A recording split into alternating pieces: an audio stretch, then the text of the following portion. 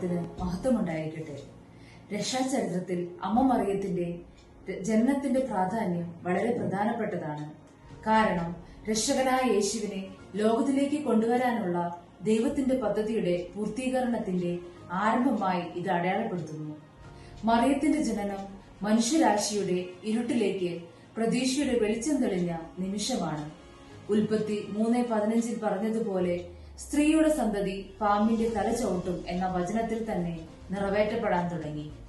മറിയത്തിന്റെ ജനനം കൊണ്ടാണ് ദൈവത്തിന്റെ രക്ഷാപദ്ധതിക്ക് തുടക്കമായത്. ജനനം മുതൽ തന്നെ ദൈവകൃപയിൽ വളർന്ന മറിയം കൃപ നിറഞ്ഞവളായി. മനുഷ്യർ പാപത്തിൽ വീണ കാലത്ത് മറിയത്തിന്റെ ജനനം പരിശുദ്ധിയുടെ പുതിയ തുടക്കമായി. രക്ഷാചരിത്രത്തിൽ മറിയത്തിന്റെ പങ്ക് ചിലപ്പോൾ പഴയ നിയമത്തിലെ ഹവ്വായുടെ പങ്കിനോട് താരതമ്യപ്പെടുത്താറുണ്ട്. ഹവ്വായുടെ അനുസരണക്കേട് പാപത്തിലേക്ക് നയിച്ചപ്പോൾ മറിയത്തിന്റെ അനുസരണവും യേശുവിനെ വഹിക്കാനുള്ള സന്നദ്ധയും അനുരഞ്ജനവും രക്ഷ കൊണ്ടുവന്നു. വിശ്വാസത്തിന്റെയും അനുസരണത്തിന്റെയും മാതൃകയാണ് പരിശുദ്ധ അമ്മ. ക്രിസ്തുവിന്റെ ജനനം മാത്രമല്ല, ക്രിസ്തുവിന്റെ വീണ്ടെടുപ്പ് പ്രവൃത്തിയുടെ ആദ്യ ചുവടുവെപ്പും മറിയത്തിന്റെ ജനനത്തിലാണ് അടങ്ങിയിരിക്കുന്നത്. അങ്ങനെ മറിയത്തിന്റെ ജനനം മനുഷ്യർക്കായി ദൈവം തയ്യാറാക്കിയ മഹാരക്ഷാ പദ്ധതിയുടെ പ്രഭാത നക്ഷത്രമായി കരുതാം. പരിശുദ്ധ അമ്മ മുഖാന്തരം ലോകത്തിലേക്ക് വന്ന യേശുക്രിസ്തുവാണ് നമ്മുടെ വീണ്ടെടുപ്പ്. അതുകൊണ്ട് മറിയത്തിന്റെ ജനനം ആഘോഷിക്കുമ്പോൾ നാം ദൈവത്തിന് നന്ദി പറയാം. പരിശുദ്ധ അമ്മയെ തന്നതിന്, വീണ്ടെടുപ്പിന്റെ വഴി തുറന്നതിന്. എല്ലാവർക്കും പരിശുദ്ധ അമ്മയുടെ ജനന പെരുന്നാളിന്റെ ആശംസകൾ നേരുന്നു. ദൈവം നമ്മെ എല്ലാവരെയും അനുഗ്രഹിക്കട്ടെ. നന്ദി.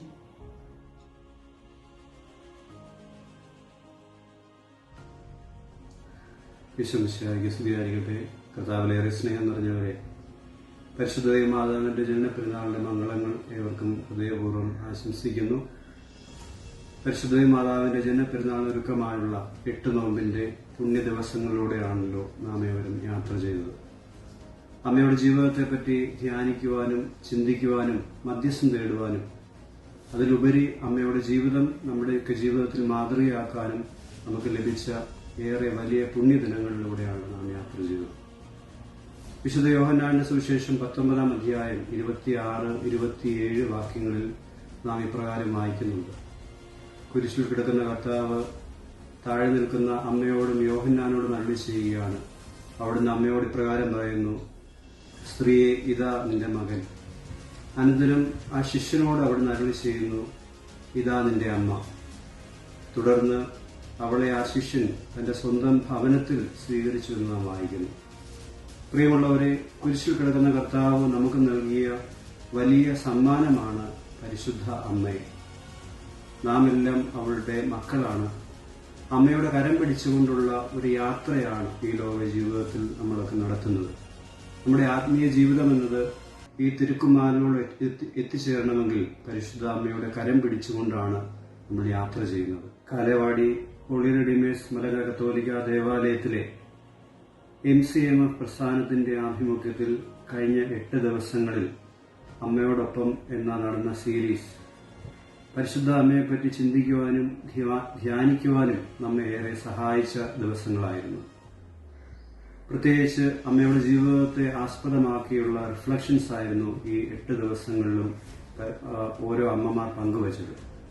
ഈ അവസരത്തിൽ ഇതിന് നേതൃത്വം കൊടുത്ത കാലേവാടി MCMF ഭാരവാഹികളെ ഓരോരുത്തരെയും പ്രത്യേകമായിട്ട് അഭിനന്ദിക്കുന്നു.